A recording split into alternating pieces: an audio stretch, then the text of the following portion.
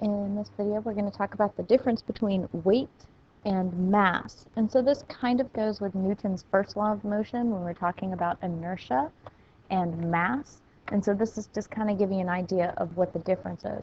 A lot of times whenever people are normally talking, these can be pretty interchangeable, but they are actually two very different things. So first, let's just jump into the definitions. So mass is the amount of matter in an object. So whether I am here in Lilburn, or if I'm in China, or if I'm on top of Mount Everest, or I'm under the ocean in a submarine, I have exactly the same mass. If I were to go on the space shuttle, I would still have exactly the same mass, because mass is the amount of matter. We would assume, I mean, this is kind of an average, right? Because it depends day to day, but the mass that I have right now is not going to change. Now, after Christmas and Thanksgiving, it usually changes a little bit, but for the most part, it stays roughly the same.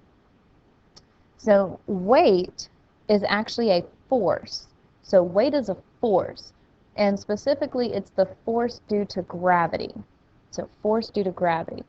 So weight does actually depend on the location. If I'm at the bottom of the ocean, my weight is actually going to be slightly different than if I'm at the top of Mount Everest. And we'll talk about this a little bit more in universal gravitation, but the idea is I'm either closer or further away from the center of the Earth, which adjusts the amount of gravity. Now, we also know if I were to go to, say, the moon, my weight would be very different. It'd actually be 1/6. And that's because the moon doesn't have as much of a pull of gravity as the Earth does. So mass stays the same no matter what. It's the amount of matter in an object. Weight changes on location because it is the force due to gravity. And depending on your location, gravity can be different. So here's your weight equation. The weight equation shows you that there is a direct relationship between mass and weight. So the more mass you have, the more weight you have.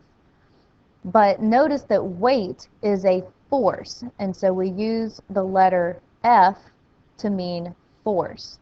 You're going to see a lot of these capital F's in this unit when we talk about Newton's laws. We're going to have lots of F's, so it's very important to look at that subscript. The W is for weight. So W, weight. So notice weight depends on gravity. It depends on the acceleration due to gravity of a given location. Mass is just simply by itself. So mass is the amount of material, the amount of matter in an object, and mass is measured in kilograms. This is the weird one in terms of the international system units. This is kilograms. The way that Miss Tolmich remembers it is for mass, you can kiss my mass, and so K has to be in with grams, so it's kilograms. Kiss my mass. Acceleration due to gravity on Earth is little g, which is negative 9.8 meters per second squared. So this can change depending on what planet you're on, and we'll talk about that in just a minute.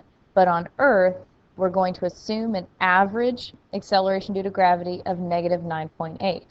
Now, because we're dealing with weight and we're going to be drawing arrows and stuff like that for forces, okay, so for forces, we're going to make this positive. So we're going to assume it's going down, so we're only going to use a positive 9.8 for this. Now, what is weight measured in? Well, if I were to ask you that in class, you would probably say it's measured in pounds. Well, pounds is the English unit. It is the standard unit. We are not using this, okay? For weight, the metric unit is the Newton, and it's named after Sir Isaac, not after me. So it's the Newton, which has a capital N. So Newton, capital N, weight measured in newtons. So we have weight in newtons, mass in kilograms, and g, acceleration due to gravity, as 9.8, positive 9.8 meters per second squared. So all we're going to do is just a couple of examples, and it is as simple as it seems to be. What is the weight? So we're looking for FW. What is the weight of a 15 kilogram object? So that's our mass on Earth.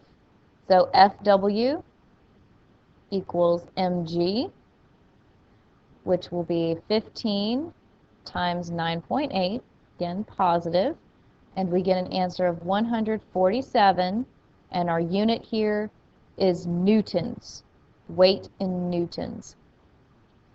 This one says, what is the mass, so we're looking for m, of a 100 newton object. Anytime you see newton, that's going to be a force, and here we're assuming it's the weight, because that's the only equation we've got.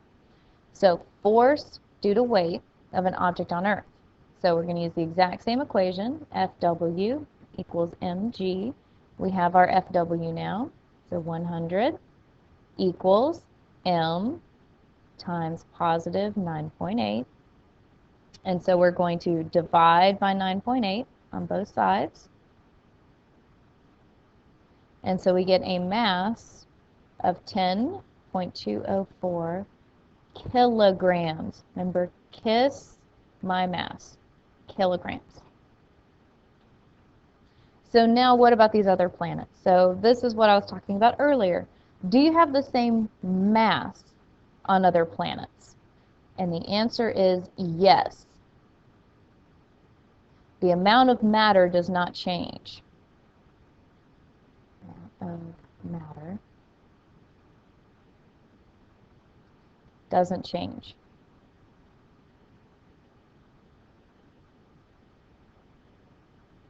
Do you have the same weight? And that would be a no. Each planet has its own gravity. Okay, so its own amount of gravity. For the moon has 1/6 the gravity on Earth. Remember, little g is 9.8. So to find the moon's gravity, we would do 1/6 of 9.8. Jupiter has 2.6 times the gravity of Earth. So large amount of gravity.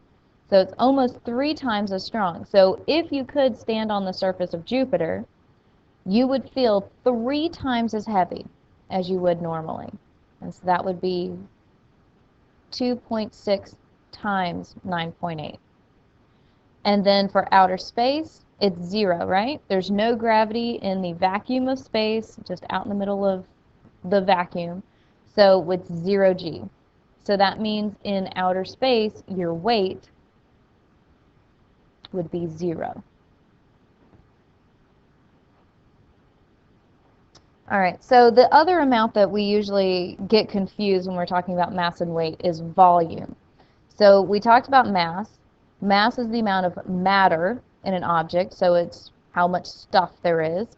Weight is the force due to gravity, and volume can also be kind of mixed up with this. So volume is the amount of space taken up. So it's how much space. So 1 liter, this many cubic centimeters, something like that. And so volume is the amount of space, matter is or mass is the amount of matter, and weight is the force due to gravity. So if I had, say, 1 kilogram of feathers and 1 kilogram of lead, they would have the same mass, so same mass, but which one would take up more space? Well, obviously, to get 1 kilogram of feathers, you need a whole bunch of them. For lead, it's really dense, so you don't need very much lead at all to make 1 kilogram. So the feathers would have a greater volume. Now, how about weight? Well, since they have the same mass, we're assuming they're both on the same planet, and so they'd have the same weight as well. So the only thing that changes would be the volume. So how much is needed to make that amount of matter?